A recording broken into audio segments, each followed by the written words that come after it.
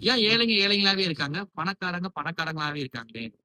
2 முக்கியமான விஷயம் இருக்கு. ஒண்ணு கரப்ஷன், அண்ட் மனிபுலேஷன். இந்த 2 விஷயம் இருக்கிறதுனால நான் சொன்னதெல்லாம் நடக்கும். இதெல்லாம் யாருனால நடக்கப்படுதுன்னு பார்த்தீங்கன்னா, அந்த இடத்துல ஒரு ஹியூமன் பீயிங் இருப்பாங்க.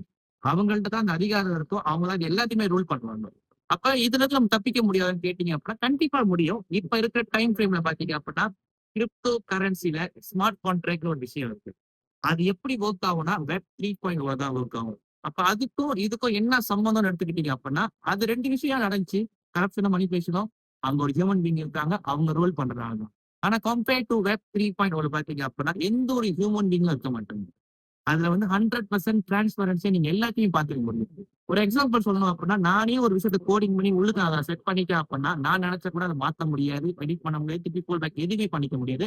100% டீசென்ட்ரலைஸா இருக்கும். அப்ப இதனால அந்த கரப்ஷன் அண்ட் மனிபுலேஷன் நம்ம சிக்காம இருக்கும். இது மட்டும் இல்லாம நம்மளால வந்து பாத்தீங்க அப்படின்னா, இந்த ஸ்மார்ட் கான்ட்ராக்ட் பயன்படுத்தி நம்மளோட வெல்த்த இன்கிரீஸ் பண்ணிக்க முடியும். ஆக்டிவ் அண்ட் பேசிவ் இன்கம் இதுல எடுக்க முடியும். யார் யாரெல்லாம் மேலும் தெரிஞ்சுக்கணும் அப்படின்னா, தாராளமா கான்டாக்ட் பண்ணுங்க. உங்களோட ஃபைனான்சியல் ஃப்ரீடம் எப்படி அச்சீவ் பண்றது? உங்களோட ஃபைனான்ஸ்ல டே பை டே எப்படி இன்கிரீஸ் பண்ணி குரோ பண்ண வைக்கிறன்ற ஐடியா அண்ட் புரோகிராம நான் உங்களுக்கு காட்டுறேன். Stay tune.